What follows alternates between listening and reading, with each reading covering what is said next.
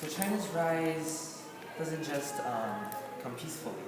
It also creates short, medium, and long-term problems for the U.S. In the long term, set by fever, the Professor Poli Science at Duke in 2011. The greatest challenge of a rising China will be China's strength. If China's economy continues to grow on its current trajectory, and if China sustains its rapidly growing defense spending, and this translates into military colossus, commensurates with its economic standing, then eventually China will become the permanent power of the world. And because of this, a lot of times when you're the dominant power in the world, you will not listen to the other countries, and you will start to do your own things. And that is the reason why it could have a devastating effect in the long run. Also in the middle run, there's also other problems. China's weakness may pose a bigger challenge than its strength. In order to reach superpower status, China must overcome numerous domestic hurdles. It must accommodate the legitimate political aspirations of lots of ethnic and religious minorities. And it must overcome the demographic curse imposed by its one-child policy. And the regime must do all this while also finding a basis for political legitimacy more stable than the discredited communist ideology, or like a sustainable recent record of cycle-resistant economic growth. Also in the short run, the most immediate challenge China poses may be a belligerent arising out of hypernationalism. Itself a function of paradox of overconfidence tinged with fresh-made insecurity. There are many examples of this curious paradox.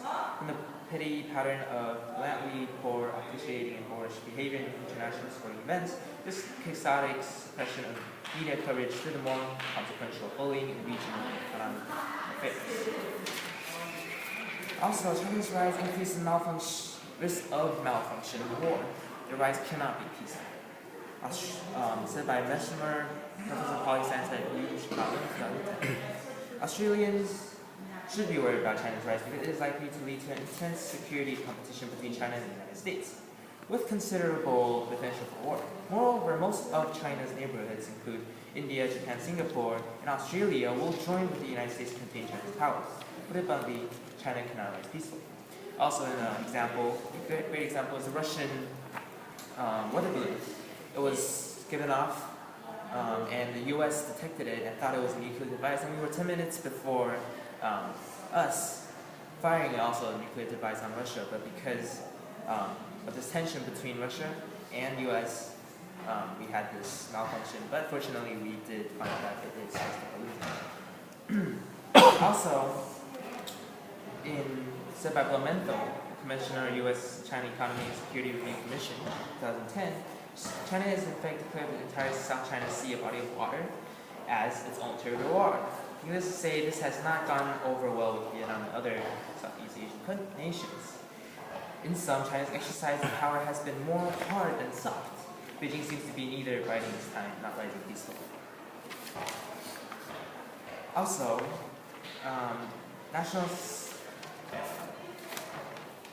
China's rise will create conflict with its neighbors in Asia.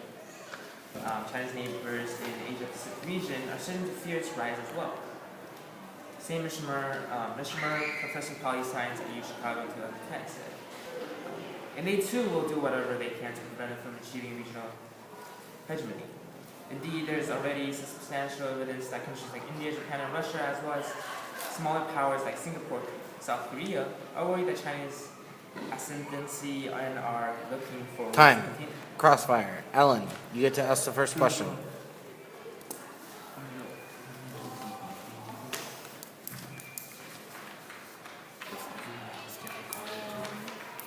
I'm trying to make it so that I get to watch everyone in class, but because I also want to change who they're debating, it means that I'm going to watch some people. Like, I haven't seen Ellen and Vivian debate yet, so that's why I wanted to watch them. Okay, let's go. Why does China push the U.S. out of Asia as it rises? Okay, because China wants to, as I said, that it was going for a harder action, and China's declaring that the water's territory around them is theirs. So in a way, they want to conquer those and be in control. However, the U.S. is in there to help them. They're allies of these countries. So, China, in order to control these places, they would have to get rid of the U.S. to actually control them. Okay, so I was talking about how China's rise will increase the risk of malfunction of war, and the rise cannot be peaceful. What are some thoughts about that?